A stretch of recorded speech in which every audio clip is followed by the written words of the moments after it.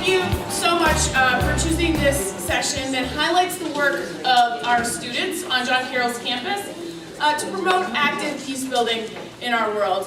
One of the things that we try and promote at John Carroll University is both a faith and an education that does justice.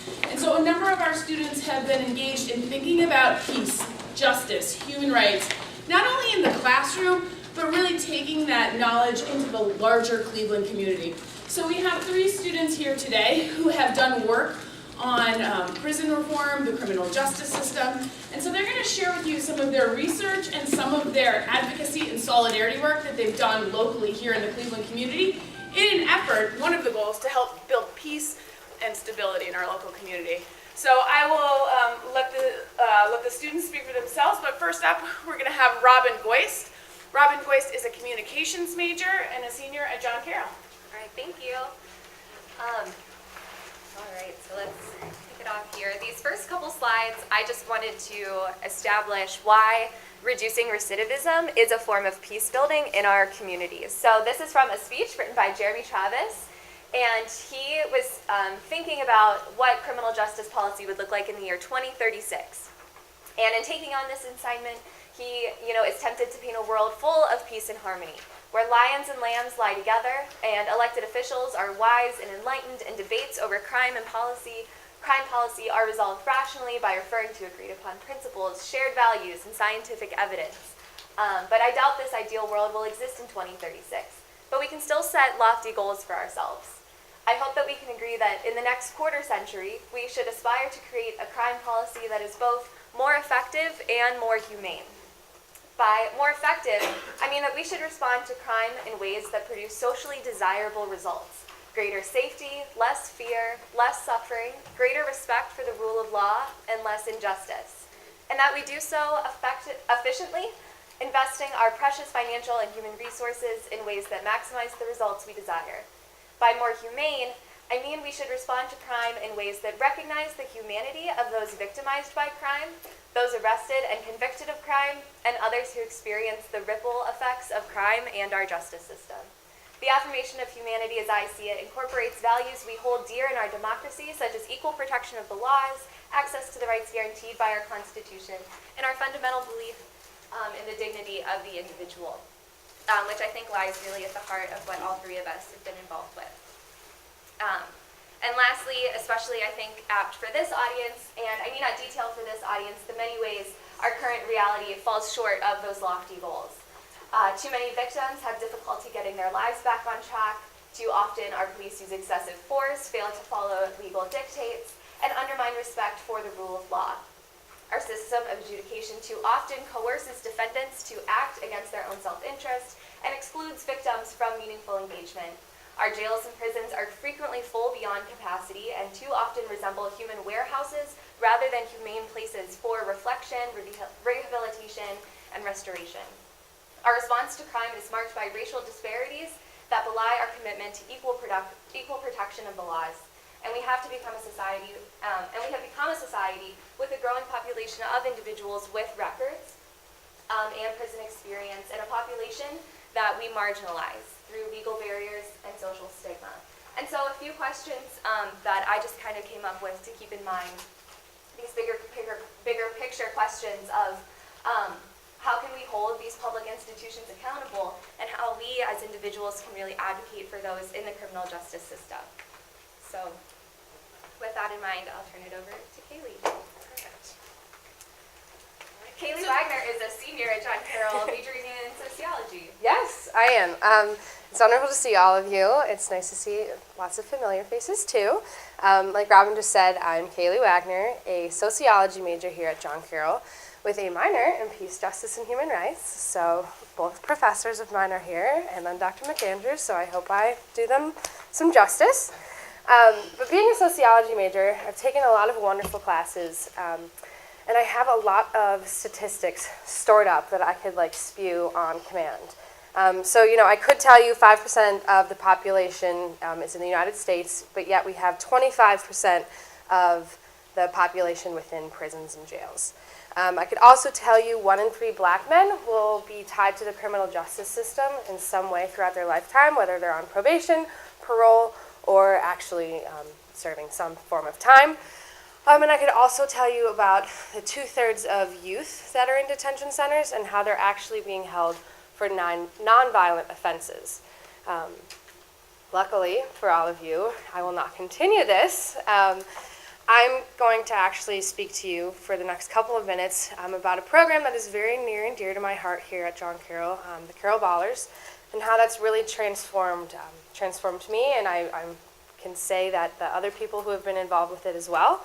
But I'm also going to talk to you about how every participant, whether it be a John Carroll student or the residents, the incarcerated youth that we work with, has benefited from a mutual relationship of getting to know each other and at least attempting to understand each other. So with that, I guess in the peace building context, how going to the margins and standing there, Father Greg Boyle, who is in LA and works with gang members, talks about making the margins disappear. So we're not just going there to be there, but we're going to eliminate these margins. So what is the Carroll Ballers program? It is a program that was started by two students, Ned and Michael. They were actually root-based scholars, and they were a part of a previous service program but saw a need for something more. So we go to the Cuyahoga County Juvenile Detention Center, right on Quincy Avenue in Cleveland, and we work with the incarcerated youth. So for the first hour of this mentorship program, we talk about character, attitude, respect, what that means, why it's important, how it's applicable to a 21-year-old, a 14-year-old, a 16-year-old. And then the second hour, we play basketball and we eat some pizza. And it's a really, really awesome opportunity to form relationships with people I probably wouldn't have the opportunity to really spend some time with. I think it's an amazing realization every time we walk in to meet these young girls. The detention center is a long hallway with 5 houses. And that's where, kids from, the youngest I've been with is 12 to 18 who are incarcerated. And the coolest thing is realizing, oh my gosh, I'm spending time with this 16-year-old right now. So when we play basketball, actually, the girls don't play defense on me. They stop because I'm so bad. Sincerely, I'm so awful. This is my 4th year doing it, and I still typically cannot make a hoop. And they don't let me forget that ever. But our mantra, our shortened mission statement is on the courts, off the streets. And that was something that was really central to our program and does definitely tie in with the peace building concept of going and meeting people where they're at and finding a common ground because, I was just in high school. These girls are in high school or should be in high school. And we could all bond over some commonality, whether that's the pizza, whether it's talking about, prom, which we'll get into later, or regardless. So this year we're in the process of becoming a student organization, the Carroll Ballers, and we're really excited to be with our friends at the detention center. So I alluded to Father Greg Boyle. Super amazing. He has the book Tattoos on the Heart. He's with Homeboy Industries. He founded it, created it. Amazing man. And he says in his book, Jesus was not a man for others. He was with others. Jesus didn't seek the rights of lepers, but he touched the leper even before he had began to cure them. He didn't fight for the improved conditions of prisoners, but instead he did say, I was in prison. And this, I think, is pretty central to what we do. I would love to say that we're knocking down every barrier that, socioeconomic unfair structure that these kids are, facing. But what we are doing is we're showing up every week. We're being able to create a relationship because, if I go on Tuesday nights, I'm there every Tuesday night and I'm going to be present to the people, to the young kids, my friends that I'm attempting to serve through my presence. I have a question for you all. Who remembers their homecoming or prom? Anyone? No one remembers what color dress you wore, getting ready? I was so excited. Clearly I'm like a little nutty, so I was like a freak show for like weeks before. My mom is very glad that's done. But prom is a really big deal. My sister's homecoming is next weekend. Like, I've been texting her for weeks about it. It's just a part of, I guess, growing up in high school. And I think it's really easy to forget that that experience can be shared with at least most people in the United States. I had my heart broken open when I was talking to a couple young girls who were telling me the color of their homecoming dresses and the group that they were supposed to go in. And, oh my gosh, my boyfriend or my date, and how she wasn't going to get to go because she was in the detention center. She was, she was serving part of her time or awaiting trial. I think this program is really amazing, and it is a part of the idea of peace building by forming these relationships, but not just forming relationships, but understanding that we do all belong to each other and we have this common ground. I can't relate to the girls on the violence that they experienced on literally their front porch in their communities of the Huff neighborhood, and what it's like walking to school, worrying that their brothers are part of the Huff Boy juvenile gang system and what that's going to mean to them. But I can talk to them about my prom. And yeah, I wore this long red dress. Oh yeah, no, red looks horrible on me. Oh, I have these very meaningful conversations that are about something really simple. And I think that's a really cool part of this program, and at least arriving and showing up and that being the first step. One of my most meaningful engagements with someone at the detention center, her name was Cassandra, and I met her over the summer, so we were there, and we were sitting in a circle. We were talking about career development. That's something else that the Carol Ballers, we do. We talk about GEDs or finishing high school. What are our goals? I never once doubted that I was going to go to university. Maybe not my master's, but I am, so my mom will be happy. And you talk to these girls, and they don't even think that they're going to finish high school. And so Cassandra was 14 at the time, and we're talking about how to prepare a resume, and she truthfully did not know what a resume was. And so we were able to kind of go to the side and scale back our conversation and really get to know each other. And she shared about her home life and how her dad's not in the picture. Her mom is in a rehabilitation center, so her grandma, who's on hospice, takes care of her family. Her older sister, very unfortunately, is addicted to heroin, and she has a 6-year-old son. And I'm not telling you this to be sad, but this was her reality. And if you looked at her, I think a couple people in this room have met Cassandra. I got asked by almost every single resident at the JDC if she was my little sister. So at the time I had a 14-year-old sister, blonder hair than me, freckles, and her eyes were a little greener, just like my Emmy. And I like to think that I have a very open heart. I want to love everyone regardless of their race, their religion, but seeing and meeting someone who was like identical to my little sister, I really had a step back, and that was a turning point for me, and kind of realizing and kind of, I guess, checking my own privilege in a sense of I have these great intentions, but I still had this preconceived idea and notion of what someone in this system is going to look like and be like and do. And that was just something that was a turning point for me. I know a lot of other girls and boys also who go to the detention center have had these turning points for themselves as well. And it's been really impactful for me, but also I saw Cassandra a year later, sadly, which I think is why we're going to be talking about recidivism. And she remembered me from a year before. I was almost in tears. Clearly I'm a very emotional person. And she ran up to the glass, and I'm having this conversation with her through glass about how she is and what she's doing and why are you here again? And so it can be really frustrating because the point of Carol Ballers, of course, would be to reduce the rate of recidivism. That's a really lofty goal.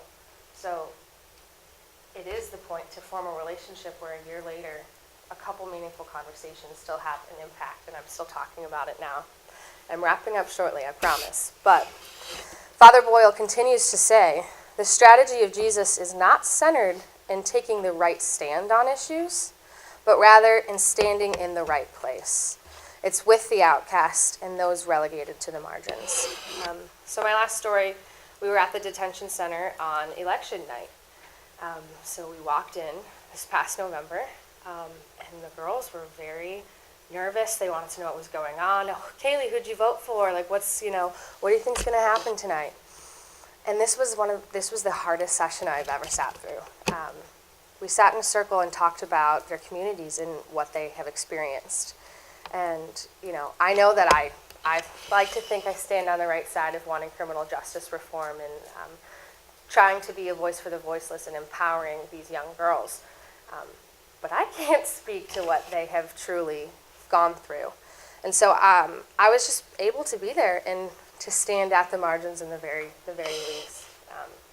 When you have a young girl tell you that she hopes that a certain person wins because if the other doesn't, she'll never get to leave the detention center and leave those walls. It's a very moving experience, and then there's no way that you can't stand with her and be with her. I very much firmly believe that the first step in creating this peaceful world is moving to these margins and being with people, and maybe it's just smiling and having a conversation and using someone's name and recognizing their humanity and that they are a full person and they are not just a product of the system. They are not the 2/3 of youth that I mentioned in the beginning. They're not just a statistic. It's a young girl who wants to go into the Air Force. It's a young girl who's missing her college basketball scholarship because of truly, being in jail. This peace building is sharing Reese's Pieces on the Pod B floor in House 5 on Valentine's Day and talking about, oh, I'm going to see my boyfriend later. Oh, my boyfriend's on the outs. These just small conversations. And maybe it's just going and playing basketball and having meaningful conversations and eating some pizza. And that's how some of us at Carroll are really trying to build this peace with Cleveland's youth. So with that, I think I'm passing it off to Zach. But thank you all. So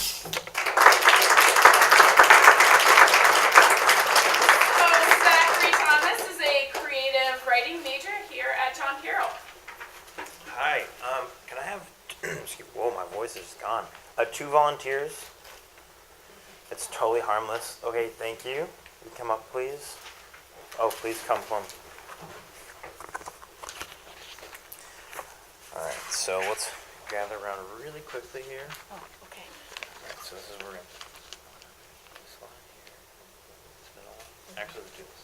Read the middle one, do this one, and on 3, we're just going to read it together, and then at the bottom, we read this piece together. Questions? We read it at the same time? Yes. Okay. All right, so we're going to read Does it. it go this way? It just goes straight down. I was going to go straight down. Right, so I'll have this column, you got that one, you got that one covered, but we're going to read this piece together. Okay. All right, we're going to read a poem called The Poet and the Singer by Tink. 1, 2, 3. I am a poet. singer. My My words voice is have beautiful. rhythm. Chills and rhythm. The to words my have I beat. speak are heard on TV. My We music is bring powerful. people Feel together. We we make a joyful noise. Can we do No, that one more you want to do it one more time? Okay, Yeah. cool. All right, so The Poet and the Singer by Tink. I am a poet. singer. My My art words brings have chills rhythm. and The rhythm lyrics to my have feet. My The music words is powerful. I speak are heard on They TV. hear it overseas. We bring We bring people people together. We make a joyful noise. Thank you. And I put you guys on the spot.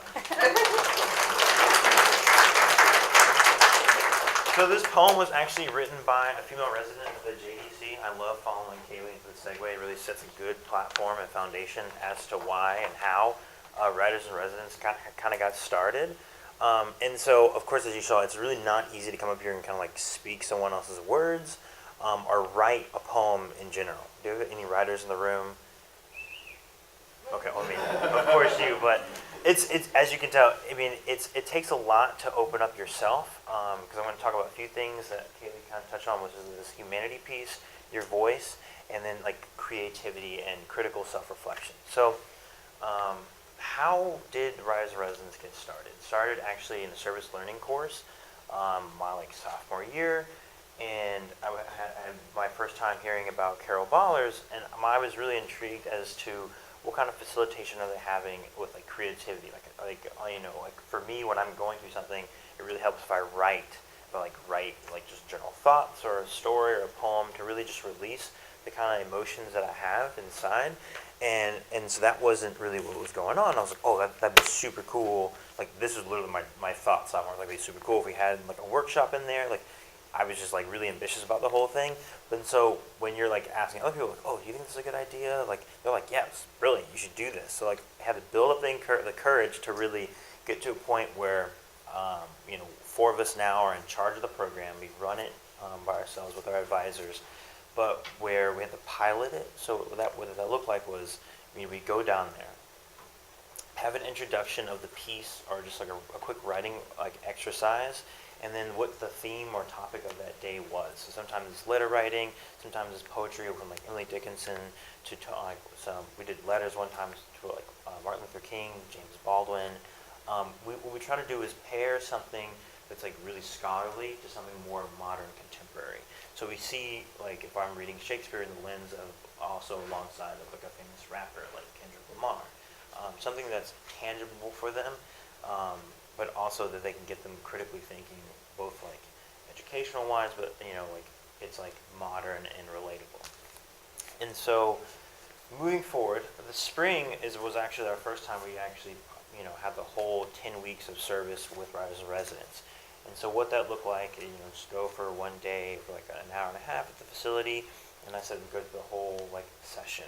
And I remember the first day we had gone there was like probably really stressful. Like you do all this planning. I'm pretty sure I have any teachers in the room, but you do like lesson plans basically, and we're like, okay, we're gonna do this, we're gonna do this, and you're like really stressed out. As soon as you get there, you end up not doing anything that you planned out to do. It's just like you're just kind of going with the punches.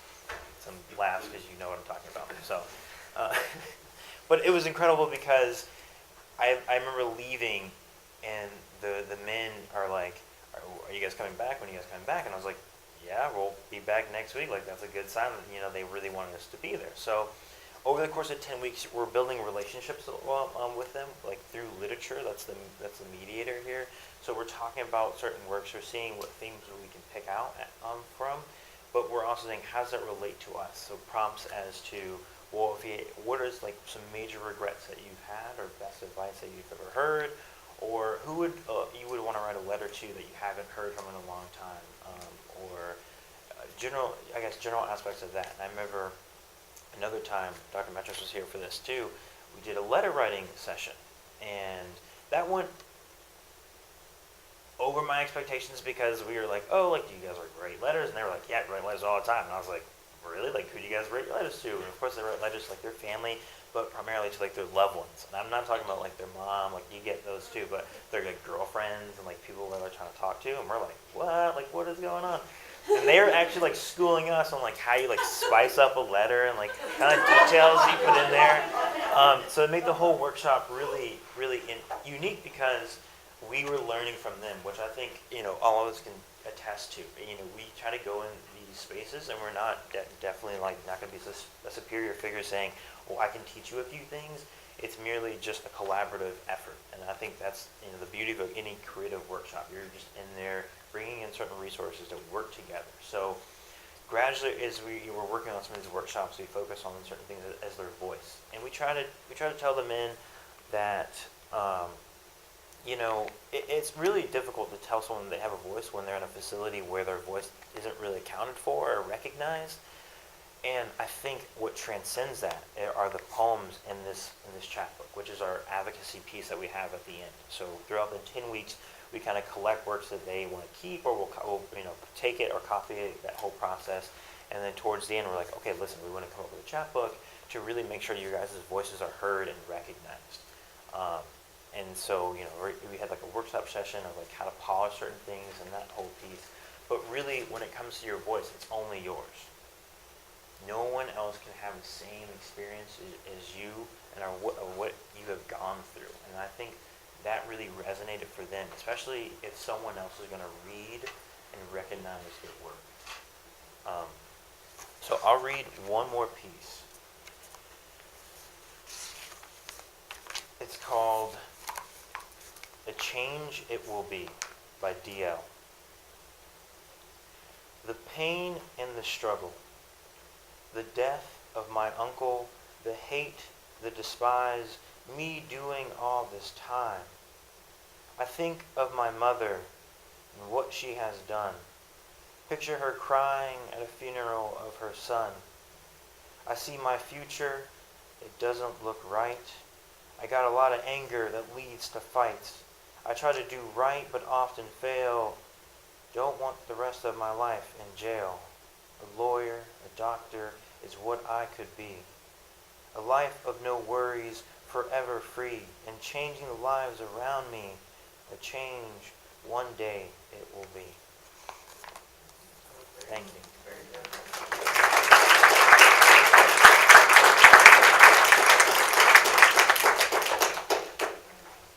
It was so beautiful.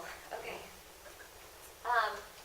So again, my name is Robin Boyce, and today I'm going to be talking about my advocacy piece, whereas Kaylee and Zach are really helping to make sure that the time spent in facilities is full of reflection and restoration. But also at the same time, it's important to kind of reduce those margins and to reduce recidivism. And so I'm part of the Arube Scholars Program, and last year, our junior year, we had to craft an advocacy project, and I, along with 3 other individuals, came up with this project focused on the Ban the Box movement.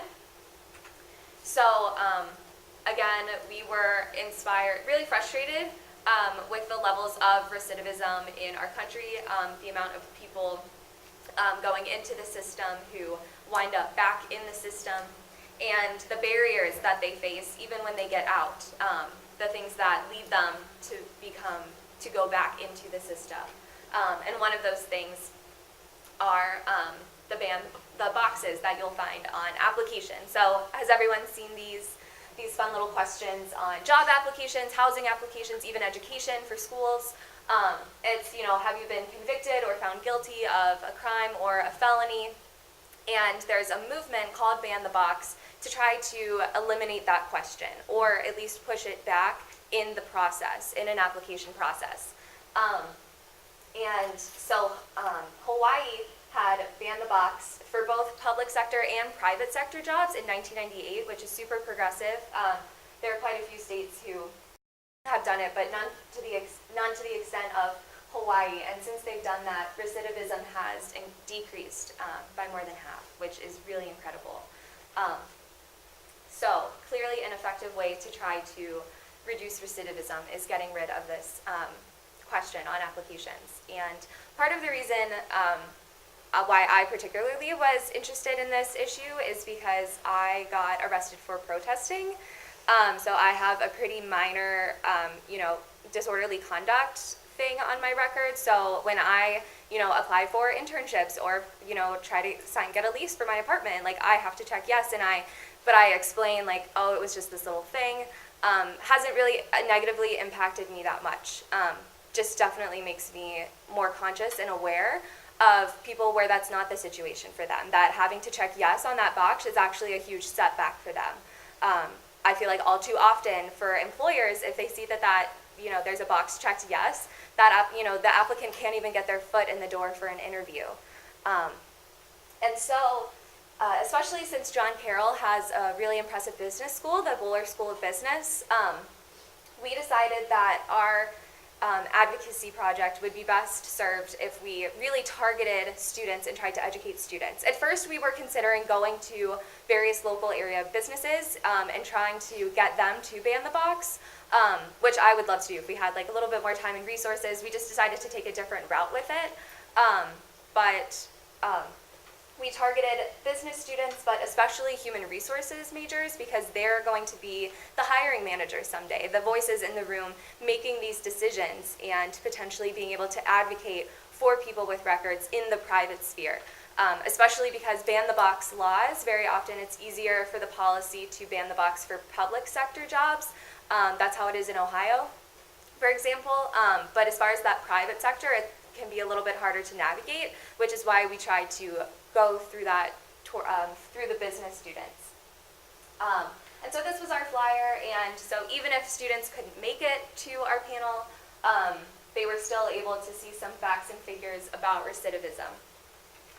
And so our event was an educational seminar, and we had 3 speakers, Bashara Addison from Towards Employment Cleveland, Elizabeth Bonham, who's a civil rights attorney with the ACLU, and Dr. Rosanna Miguel, who is a human resources professor here at John Carroll, with decades of experience focusing on discrimination in hiring.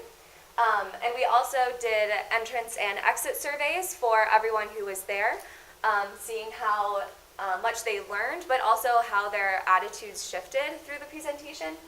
And we were really impressed by the turnout. John Carroll is not, a D1 institution, so we got 88 students there, towards the end of the semester when everyone's busy with finals and stuff. So we were really happy with the turnout. So you can see our speakers there, as well as the students in the auditorium where we just were. And this was our survey, where you would answer how much you understand about the Ban the Box movement, if you think it's an effective way to reduce recidivism. We actually found out through a lot of the entrance surveys that a lot of the students or people attending circled the word recidivism and said, I don't know what this means. So we also took that as an important advocacy piece, meaning that we can't work toward change when a lot of people don't even know what this problem is. They can't even name that injustice. So that's important as well, and that there are benefits to it and that they themselves could impact this issue in the future. And it was around Christmas time, so we used red and green. And so you can see from the entrance to the exit surveys that across the board, not only did the attendees learn more about these issues, but also felt, a stronger passion to enact a change. And then, like I said, Ohio has banned the box for public sector jobs, and so it might make sense to think, we should ask the state to ban the box for private sector jobs, but a little more attainable goal in the middle is to do what Boston did, which is ban the box for contracted government employees, which is really awesome if you think about it, because a lot of those contracted government jobs are things like construction and things that are manual labor. So it's people, typically in the criminal justice system who don't have high levels of education. So those could be really great jobs that are currently not afforded to them just because of that question. And for anyone who's interested, ban the box is kind of a misnomer because it's really just pushing the box to a different point in the application process. So you would apply, you might get accepted to come in for an interview, and then once you're given a conditional offer of employment, that's when the employer would ask if you have a criminal record and run a background check. And so it makes sense that we don't have bank robbers working at a bank, but for the most part, like Haley said, a lot of people have to check yes because of non-violent offenses, because of low-level drug offenses, things that ultimately really don't affect their job performance. And so it's actually hurting employers when they have this box on job applications because they might be disqualifying the most qualified candidate.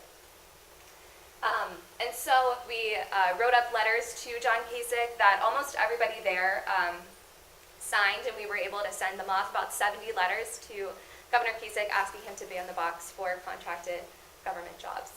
So that does it for me. So I think we can move on to questions. Let's get a round of applause for all of our students.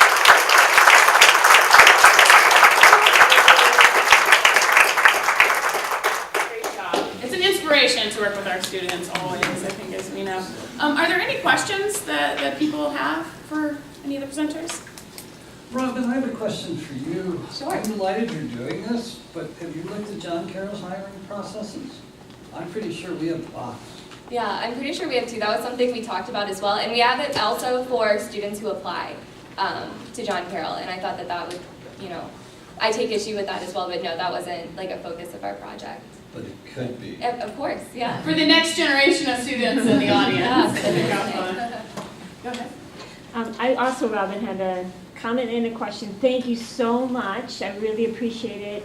I'm an attorney with the Legal Aid Society of Cleveland, so I really appreciated that you tied employment and housing, because employment, for people who might not know, employment has protections from Title VII, that many employers violate when they refuse to hire because someone has a criminal conviction. Housing did not have the same kind of protection until last year, April 4th. HUD introduced this new guidance that may or may not have an impact. So if your next project with John Carroll students want to work on banning the box for housing, there's a coalition in Cleveland, the Greater Cleveland Reentry Strategy Coalition. I chair the housing committee. I'd be very, very happy to have students from John Carroll work on that aspect. So the question I have about the ban the box, though, is shortly around the time when you all were having your conference, there were some studies that came out that said that they've looked at cities that have had ban the box, and they are wondering if banning the box has allowed employers to revert back to just generalizing that all blacks may have a criminal conviction, and so that it becomes yet another way of discriminating based on race. I was wondering if you could tell me if you've delved into those studies and Yeah, what you that was think of something, yeah, thank you for your comment, and thank you for that opportunity, because that sounds really awesome and exciting. But yeah, Bashara Addison from Towards Employment Cleveland, that was part of her, she talked about this as a racial justice issue, and that, you know, in getting rid of the box, they're reverting back to more racist hiring policies. And so that was part of our presentation, but mostly, and I think as well, there might be downsides to ban the box in a larger sense, but I think also building peace starts with building like inner peace, and I think it can be really hard for people with records to like have to check yes all the time and have to explain themselves all the time. And so I think also on a personal level, it's important that the box is banned. I just want to commend you, especially the Writers Project. I worked at Women's Reentry Network and the Catholic Chaplain's Office at the county jail, and the amount of suffering that was in that poem is so invisible to most, especially white people. I just really commend and encourage you to continue that, for him to be able to express it. But the fact of the matter is, his life is totally ruined. And, you know, barring a direct intervention of release and then a possible job after and housing after and an attempt to build a life, the deck is pretty stacked. So, you know, Cleveland's got a burgeoning West 4th and East 4th and all that, and then the Justice Center, most Clevelanders drive by, is filled with floor after floor of jails and cells and people suffering. So I really want to commend you, and I hope you get funding, and I hope it continues. Do you want to give a plug for your, that sounds like an awesome segue. Thank you. So actually the chapbook suite asks for a minimum donation of like $5. This is really how we sustain the program. I mean, it really, all proceeds go back to the program itself or resources, because I know if we go down to JDC, we buy like new markers and they kind of wear out for a semester, but also the printing for this chapbook and like the food that we bring down there for the men and the women. So if you're interested, talk to me afterwards. We're going to do right now. It's a quick plug. So thank you so much for your comments. Pass the hat. Yeah. Back here and then up to the front. I also want to say thank you for your contribution to the jail system and to helping us find employment for those who have been incarcerated. I do work in ministry in various areas over the years, and my problem with the whole situation is that the people that are coming out of the jails and young people have such mental problems. And you can be talking kind to them and trying to get across the Christ-like way, but are they really receiving it, that they will go out and make a change? And for me, that's kind of hard, because I'm looking at it like, well, it's going in one ear and out the other. But I guess there is some hope, you know, as long as you here at John Carroll are plugging for them as well as our families on the outside. Thank you. I actually want to touch on that. I think that's a really good segue to talk about, like, as the mentorship that we have in our programs. It's really, I mean, we all know when we're younger, we don't really listen to anyone who's older than us because we think we know better.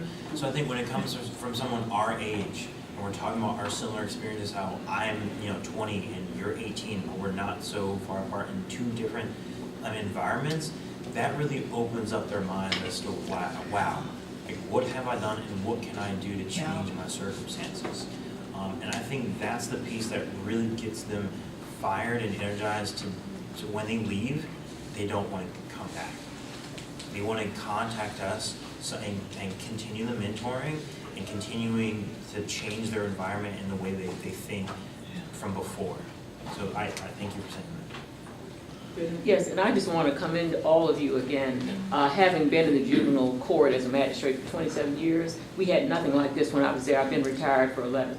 But it is beautiful to see young people making this a priority and the role modeling that instantly occurs, whether you know your role models or not.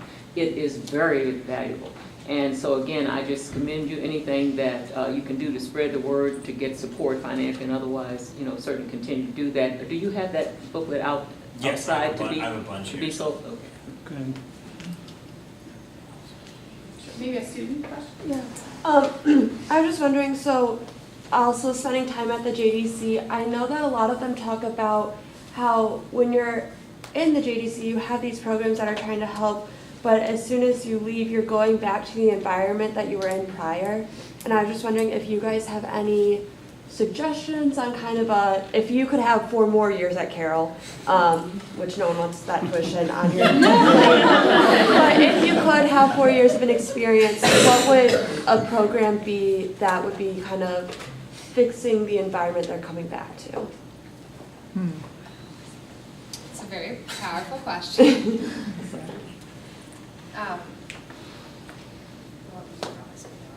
I know, like, with some of the girls that we get the opportunity to work with, I've had a girl say to me that she feels safer being in the detention center because she knows that her brother, who's down in House 1, is not in danger, and that she's not in danger, and that she's getting her free meals, and that she has a place to sleep at night, sincerely, which is wildly disheartening to hear.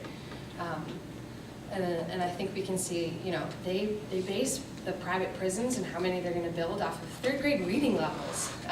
So there's like 500 things I would love to do, but I think placing an emphasis even beforehand on mentorship and like kind of like a sisterhood kind of program for like, you know what, going to school is really cool, and you're probably, I mean, and I know this sounds horrible, but a lot of the schools that the girls that we work with are not the best funded. They're very understaffed, and so really using all the millions of dollars we're putting into the prison system, into the education, even at such a young level, is one step, I think.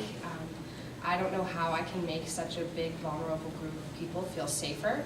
I think it's a huge issue, and they're safer in a jail than outside.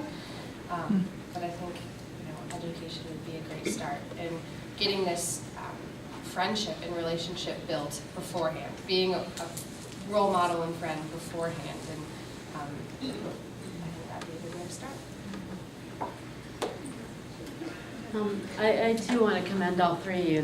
It's amazing, and it's just, there's so much value in what you do. You just don't know. I mean, it's valuable to you. It's valuable to the people you work with. It's valuable to our society, and that's really commendable.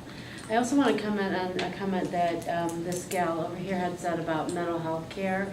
I'm in the mental health care system, and I can tell you that it is vitally important that folks who are incarcerated have access to mental health care, because a large percentage of folks that end up being incarcerated, it's a result of their mental health issues. There just aren't enough like psych beds or places for them to go to get help. So it's really important that as individuals that we advocate for mental health care for folks who are incarcerated, and that it is a continuum. It's not just when they're there, because I can tell you, being out in the mental health system out in society, you know, when they're in jail or when they're in prison, they get their medicine. They have to get it. They have to take it. But when you release them and they don't have the resources themselves to continue with mental health care, or they're not going to have an appointment for 2 months because the community mental health system is so overburdened, then they become ill again. And it's really an injustice to them. So if somehow we can, as a society, make sure that that is continued for them, it will help them, it will help us, it will help all of us. So I think that's really important. And I think to also add on, I think there could be some kind of transition so that, like this gal here said, you have all these great programs while they're incarcerated, but then when they're home, then when they get released, they're back into that environment that doesn't support any of that. It supports that fear and that kind of violent type situation.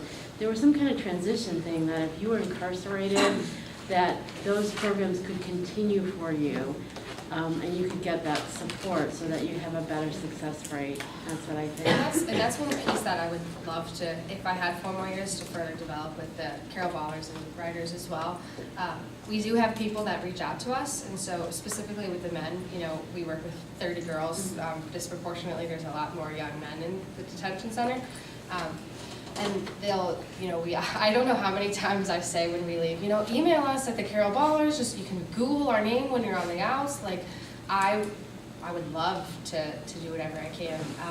But we do, with the Carol Ballers, do some GED tutoring afterwards, and I know a couple of the young men still meet up and they play basketball and they just talk and they continue that relationship. But again, if I had the 4 more years, that's something that I would love to work on. Question in the back? Actually, I'm on the other end. I work with I work in a K through 8 school in this urban city. And what happens with us is that out of 48 7th, 8th graders, 44 of them and their families have connections to the criminal justice system.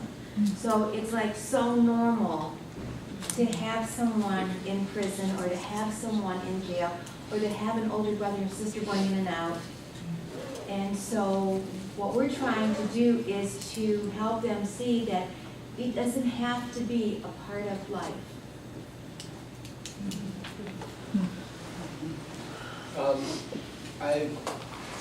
Honestly, and Dr. Clark and Dr. McAndrew could corroborate that we're inspired by not only your youthful sort of enthusiasm, but your very practical application of, what I consider, gospel nonviolence. And so we were very grateful to you that you're doing this work.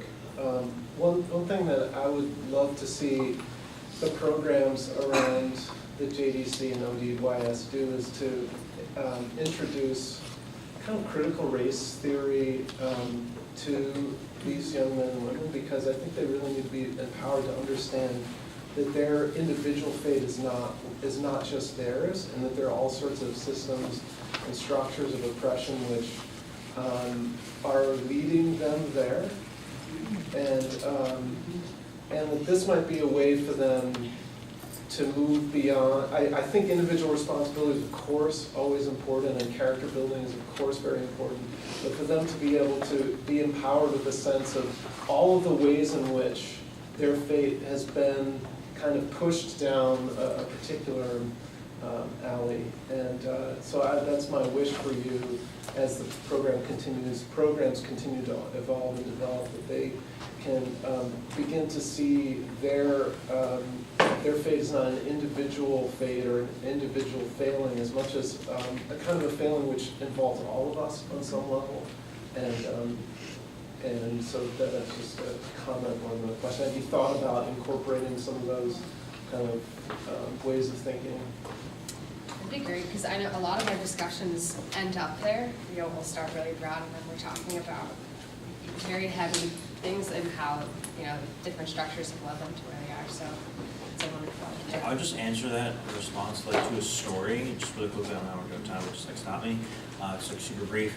So we're in the facilities when we go, we're always with a guard or some kind of supervisor. So and for us at ODYS, it's with Miss Connie. And I remember one time we were talking about a piece, and it was heavily about race, because I think we were trying to like really analyze like Kendrick Lamar's like one of his like Mortal Man song on his like most recent album, like the last song, super long, whatever. And he talks about going to jail, being in jail, but actually being a black man and what's that like. And of course I'm curious to see how they respond to that. So we're having questions like, how does being a black man in jail, like first of all, what is that like? What does that feel like? Are you conscious of that environment and everything? And they're like, yeah. I mean, we know like the man is like against us, like their words verbatim. And like Miss Connie jumps in, she's like, yeah, like, and then she like this whole like lecture, and she like never talks. So we were all like super quiet, like, oh my gosh, please keep preaching. And we had a whole discussion as, there are environments, like you were saying, and structures in place where they're really not in their favor at all. And I think some of them are aware, and some of them are just not there yet on a maturity level to really get it. But I think, if it's embedded earlier than anything, then it's kind of caught on. So, but it's something I would want to focus more on. I saw one last hand here, and then why don't we prepare for lunch and have a little bit of informal dialogue with each other, but there is going to be a table at lunch on criminal justice issues, so any number of people who would like to join that table, feel free to, let's continue this discussion dialogue, because it sounds like there's a lot of experience in this room right here. But last comment? Yeah, Phil and I have had a relationship for a long time, so he knows to expect that Maria Smith other view. But as a person growing up as an African American, even though Zachary, people may not be able to articulate in the lingo of critical race theory, I would imagine through my life experience of working with the parents of all those children that have been through the system, there's not one African American that does not already understand that the reason that things are happening to them is because they are black. The critical race theory needs to be taught to white people. And so then we can have a conversation, because telling people who are suffering the oppression, you're suffering oppression, and not having the people who are benefiting from and participating in the oppression understand that they are benefiting and participating in oppression only makes the people who are suffering it more frustrated, because here you have one voice telling you it's a systemic oppression of racism, and then it just makes you insane. It's anybody here that's been at an employer workshop where you do the race awareness, and then you find the administration still does not get it. It's crueler than cruel. So that would be my spin. And I think that, as you said, about a reciprocal relationship, the